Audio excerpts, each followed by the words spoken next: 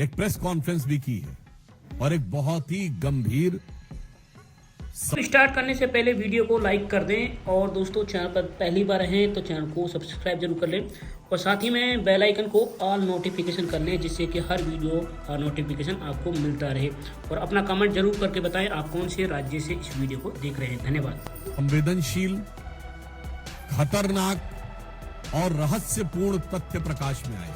आप सबको ध्यान होगा, चंद महीनों पहले की बात है और चुनाव के दौरान भी और चुनाव के बाद भी दिल्ली के तमाम स्कूलों में बम धमाके की कई कॉल्स आई थी, ईमेल्स आए। जांच के बाद आप सोचिए कि इससे कितना भय और तनाव का वातावरण अभिभावकों और पूरे दिल्ली की जनता के मध्य उत्पन्न हुआ। यद्यपि बाद में उसमें कुछ भी नहीं पाया गया।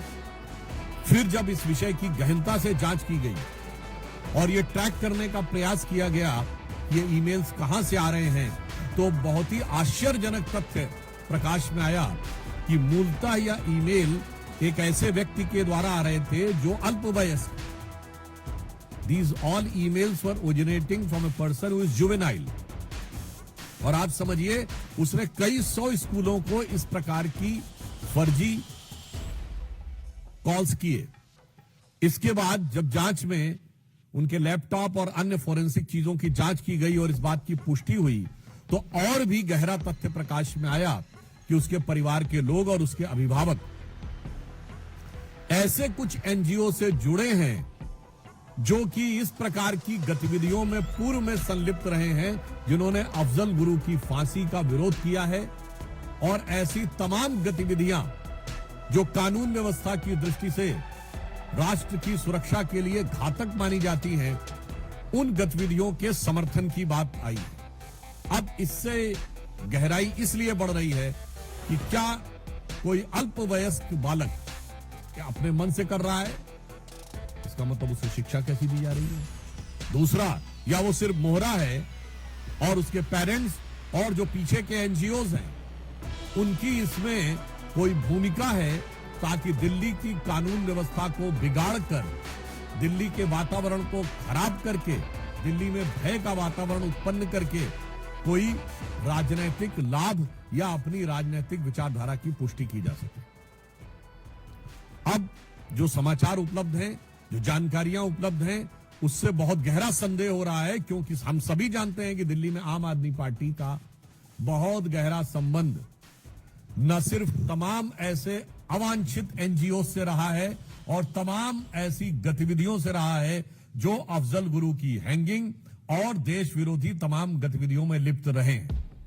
आप सभी को ध्यान होगा कि फरवरी 2015 में जो टुकड़े टुकड़े होंगे का नारा लगा था वो अफजल गुरु की बरसी के ऊपर था और जिसकी फाइल को महीनों तक आम आदमी पार्टी ने बचा के रखा था। इसलिए अब यह रहस्य गहरा रहा है कि वो एनजीओ कौन है, वो एनजीओ के लोग कौन हैं, उनका आम आदमी पार्टी से कोई संबंध है क्या।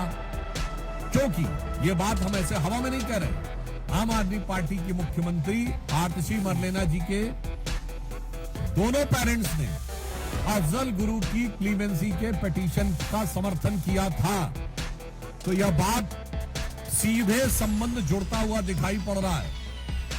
यानी वहां के सर्वोच्च नेतृत्व के साथ, और उस जमाने में याद करिए वो सब लोग, प्रशांत भूषण, शांति भूषण, अन्य बहुत सारे लोग थे, आप बड़ी लंबी लिस्ट है, वो सब उस समय आम आदमी पार्टी के सदस्य। यानी आम आदमी पार्टी का एक संगठन के रूप में उनके साथ संबंध बहुत साफ दिखाई पड़ रहा था। तो अब ऐसी जानकारी लगती है और यह ऐसा ही गहरा संदेह आता है जो पुष्ट होता हुआ नजर आता है कि क्या इस चीज में आम आदमी पार्टी का या उनसे जुड़े एनजीओ का कोई संबंध है। केजरीवाल जी आकर तमाम बार अनाप शनाप बातें, अनर्गल मिथ्या बातें कर जाते हैं। आज उनसे मैं साफ साफ शब्दों में पूछना चाहता हूं कि आम आदमी पार्टी आकर स्पष्ट करे कि ये जो भयानक और खतरनाक तथ्य उभर के सामने आया है, इसके पीछे जो मैकेनिज्म नजर आ रहा है, चूंकि उन लोगों का सीधे वैचारिक सामने आपसे नजर आ रहा है, तो आपसे उनका क्या संबंध है, आपको सीधे आकर स्पष्ट करना चाहिए दो टूक शब्दों में। और उसके साथ साथ यह भी सवाल है कि अगर अल्पवयस्क बच्चे ये कर रहे हैं तो ये जो भी सो कॉल्ड एनजीओ हैं, जो मेरे विचार से देश के लिए खतरनाक काम कर रहे हैं, और इनका जो आम आदमी पार्टी के साथ पुराना स्थापित संबंध रहा है, वो देश के नौनिहालों के मन में किस प्रकार का जहर भर रहे हैं और उस जहर के कितने घातक प्रभाव आने वाले समय में पड़ सकते हैं। इसलिए हमें इन सारी चीजों का सीधा, स्पष्ट और सपाट जवाब आम आदमी पार्टी से चाहिए कि इस प्रकार की जो घटना हुई उसमें जो लोग संलिप्त हैं उनसे आपका क्या संबंध है, और उस प्रकार के लोगों के साथ आपके पूर्व में स्थापित संबंध रहे हैं, आपकी मुख्यमंत्री के परिवार तक से वो लोग संबंधित रहे हैं जिन्होंने इस प्रकार की गतिविधियों का समर्थन किया था। आपने टुकड़े टुकड़े का नारा लगाने वालों की, क्योंकि दिल्ली में सरकार थी, तो महीनों तक आपने अदालती कार्रवाई को रोक के रखा था। इसलिए आज सीधा सवाल है, आम आदमी पार्टी का उनसे संबंध प्रतीत होता है और यह जानकारी लगती है कि उनके बीच में ऐसा संबंध है, तो उन्हें आकर इस बारे में स्पष्ट जवाब देना चाहिए। और अगर वो स्पष्ट जवाब नहीं दे रहे तो फिर हमें मानना चाहिए कि संदेह उतना और गहराता है, और जिसे कहा जाता है कि मौनम स्वीकृति लक्षण। आगे मैं अनुरोध करूंगा कि दिल्ली के प्रदेश अध्यक्ष आदरणीय सचदेवा जी आपको सुनाएं। धन्यवाद सुधांशु जी। मित्रों, ये संयोग नहीं है। दिल्ली में जब जब विधानसभा चुनाव होने लगते हैं, उससे पहले दंगे का माहौल बनाना और दिल्ली को डराने और दहलाने की कोशिश करना। उत्तर पूर्वी का दंगा हम भूले नहीं हैं, शाहीन बाग हम भूले नहीं हैं, और अब जब जमीन खिसक रही है, आज जो जांच दिल्ली पुलिस की वक्तव्य से पता चलता है,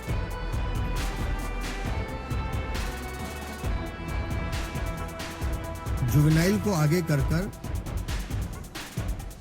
जिस एनजीओ का नाम सामने आ रहा है और जो संबंध अफजल गुरु से मिलता हुआ दिखाई दे रहा है, मुझे ये कहने में कोई संकोच नहीं है कि कहीं ना कहीं अरविंद केजरीवाल, आम आदमी पार्टी कहीं ना कहीं इसके घेरे में है, और इसके पीछे के कारण हैं।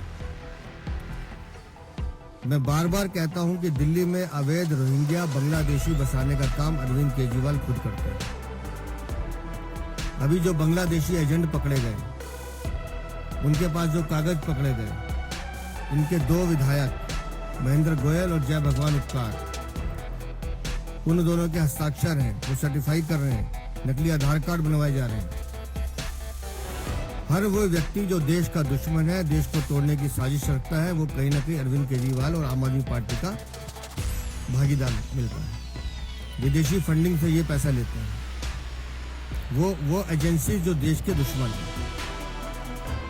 जो देश का भला बुरा चाहते हैं, गुंडों को पालने का काम ये करते हैं। एक विधायक नहीं है, लंबी चौड़ी 20-21 लोगों की फहरिस्त है। मकोका में बंद है इनका विधायक, उसकी पत्नी को टिकट देते हैं। मजबूरी देखिए अरविंद केजरीवाल की, घुटनों पर बैठा है, घुटनों पर बैठा है उसके। क्यों? क्योंकि वो नरेश बालियान इसका नाम ना लेंगे। मकोका में बंद है, तो मकोका में बंद होना मतलब आप समझो वो आदमी जो बिल्कुल देश का दुश्मन है। रंगदारी, वसूली, हत्या क्या है जी? आपराधिक मुकदमे जिनके इतने विधायकों पे हैं, किसी पे नहीं है। पर आईना दिखाओ तो इसको मिर्चें लगती हैं। जिस दिशा में जांच जा रही है, निस्संदेह वो एनजीओ, आतिशी मार लेना, अरविंद केजरीवाल, आम आदमी पार्टी कहीं ना कहीं एक सूत्र में बनते हुए नजर आए। दिल्ली को दहलाने की कोशिश, 400 स्कूलों में फर्जी मेल करवाना, और वो भी एक जुवेनाइल से। सोची समझी साजिश है। कितने लाखों लोगों को परेशान किया गया, पूरी एजेंसीज को इस काम पे लगाया गया कि किसी तरह से दिल्ली में भय का माहौल हो जाए। एक ऐसा माहौल बन जाए लोग डरें। क्यों? क्योंकि इन्हें चुनाव जीतना है। अरविंद केजरीवाल दिल्ली के नहीं, देश के भी दुश्मन हैं। जब बांग्लादेशी एजेंट पकड़े जा रहे हैं, वो बता रहे हैं कि इनके विधायक हमसे ये काम कराते हैं, एक शब्द इनके मुंह से नहीं निकल रहा है उस विधायकों के लिए, न बाल्यान के लिए निकलता है। तो मुझे तो लगता है कि एक बहुत बड़ा खुलासा जल्द कुछ दिनों में होगा, जिसमें इन भ्रष्टाचारियों का, इन आततियों का, और ये जो दिल्ली को पूरी तरह से बर्बाद करने की कोशिश कर रहे हैं, ऐसी आपदा पार्टी जो दिल्ली में सचमुच आपदा बनकर टूट पड़ी है, वो जब जांच सामने आएगी तो वो सत्य भी सामने आएंगे और इस आपदा से मुक्ति दिल्ली को मिले, ये बहुत जरूरी है, क्योंकि इन्होंने दिल्ली को बर्बाद करने का काम किया। प्रश्न साधन मंत्री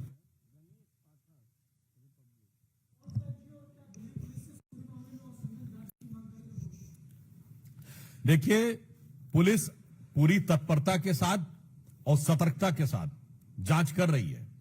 वो है टेक्निकल और लीगल एस्पेक्ट। आज सवाल मॉरल और पॉलिटिकल है। आम आदमी पार्टी को इसका नैतिक और राजनैतिक जवाब देना चाहिए। जहां तक विधिक यानी कानूनी बात है, तकनीकी पक्ष है, उसके ऊपर जांच एजेंसियां अपना काम कर रही हैं। जैसा अभी सचदेवा जी ने बताया, यह कोई नई बात तो नहीं है।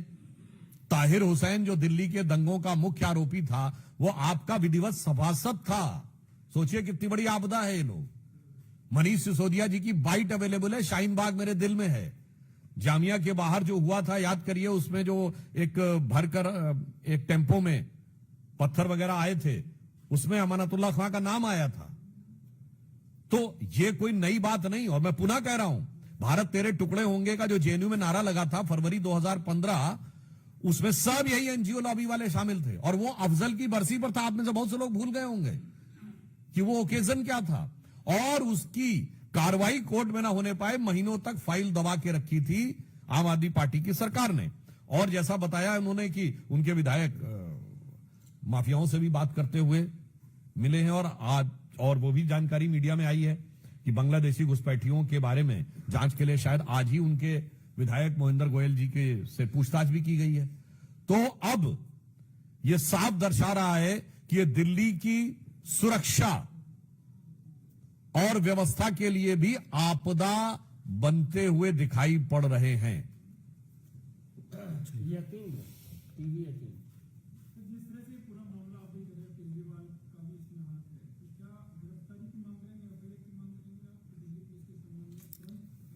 अभी जो जांच चल रही है, जो चीजें निकल के आ रही है, इसलिए हम उस बच्चे का भी नाम नहीं बता रहे हैं।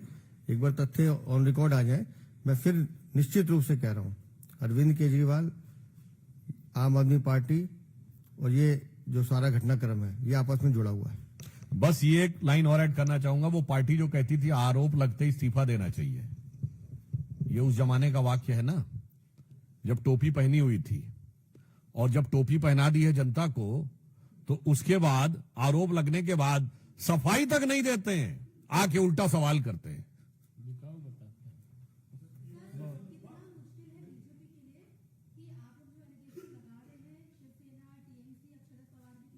ये इसके बारे में आगे हम बात करेंगे। अभी इस विषय पे हो जाए, उसके बाद दूसरे विषयों को ले लेंगे।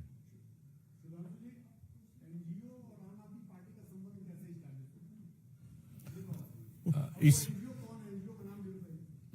देखिए, क्योंकि जांच की प्रक्रिया चल रही है, इसलिए जांच एजेंसियां इस विषय में बात कर रही हैं। और जहां तक आपने एनजीओ की बात कही, तो आम आदमी पार्टी के जितने संस्थापक लोग थे, उनकी जरा पृष्ठभूमि देख लीजिए तो बहुत साफ समझ में आ जाएगा। और एनजीओ पे एक और मैं आपको बात बता दूंगा, anybody of you can go and check. जब हमारी गवर्नमेंट आई, देयर वर 5000 एनजीओ जिन्होंने 5 साल से अपना आईटी रिटर्न नहीं भरा था।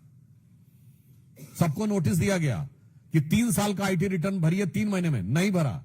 फिर नोटिस दिया गया कि 31 दिसंबर 2014 तक भरिए, नहीं भरा। फिर उनको नोटिस दिया गया 31 मार्च 2015 तक आप नहीं भरेंगे तो यू विल बी डी-रिकॉग्नाइज्ड। और आपको पता उसके बाद कितनों ने भरा था? 250। और जैसे ही डी-रिकॉग्नाइज हुए, हल्ला मचाना शुरू किया था। हल्ला मचाने वालों में आम आदमी पार्टी थी कि नहीं? आप खुद समझिए विदेश से पैसा लेते हैं, इनकम टैक्स रिटर्न नहीं फाइल करते हैं, 5-5 साल तक नहीं फाइल करते हैं, यूटिलाइजेशन सर्टिफिकेट नहीं देते हैं, और उसके बाद नोटिस के बाद भी कोई जवाब नहीं देते हैं, और डी रिकॉग्नाइज होने पर हल्ला मचाते हैं। कोई भी जाके एमएचए के उस रिकॉर्ड से चेक कर सकता है। इसलिए जो हम लोगों ने कहा है, संदेह बहुत गहरा होता है। आमोद राय सर, आमोद राय उसके बाद आप।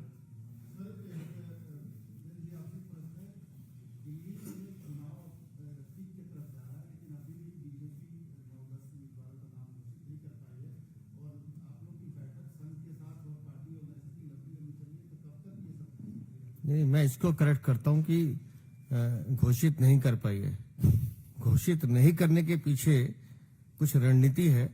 समय आने पे 17 तारीख लास्ट डेट है, उससे पहले घोषित भी होंगे और वो प्रत्याशी जीतकर भी आएंगे। और जहां तक बैठकों की दौर चलता है, तो किसी भी लड़ाई को जीतने के लिए तो चर्चा होती है, तो उस चर्चा को बताने से तो लाभ नहीं है, उसका परिणाम आएगा तो सामने आएगा। आप थैंक्स नाउ।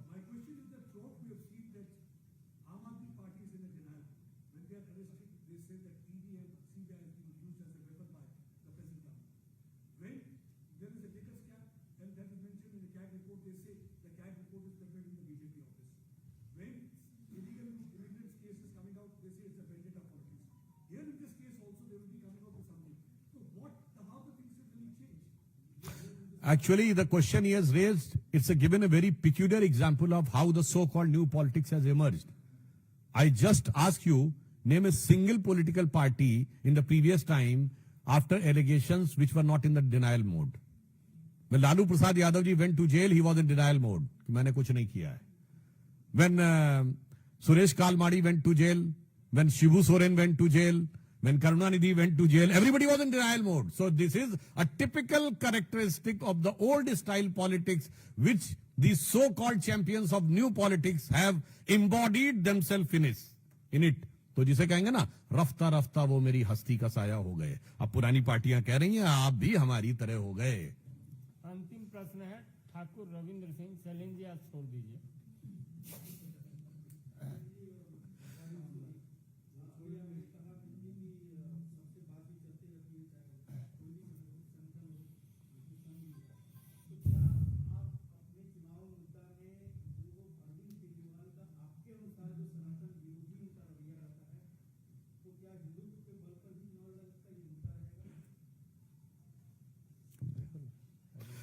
देखिए, हमारे लिए हिंदू धर्म और सनातन धर्म भारत की अस्मिता और पहचान का विषय है। हमारे लिए राजनीति और चुनाव का विषय नहीं है कि 2022 के गुजरात चुनाव के समय वो डिमांड करें कि नोट पे गणेश लक्ष्मी जी की फोटो होनी चाहिए और जैसे ही चुनाव समाप्त हो उसके बाद सुई पटक सन्नाटा।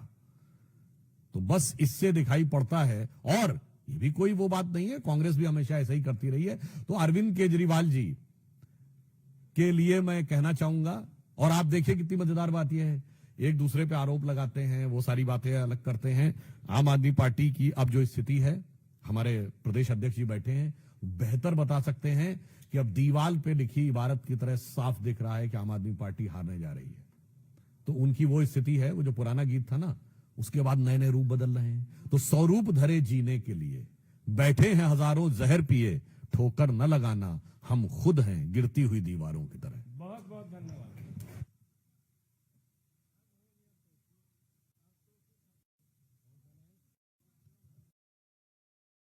स्टार्ट करने से पहले वीडियो को लाइक कर दें, और दोस्तों चैनल पर पहली बार हैं तो चैनल को सब्सक्राइब जरूर कर लें, और साथ ही में बेल आइकन को ऑल नोटिफिकेशन कर लें, जिससे कि हर वीडियो का नोटिफिकेशन आपको मिलता रहे। और अपना कमेंट जरूर करके बताएं आप कौन से राज्य से इस वीडियो को देख रहे हैं। धन्यवाद।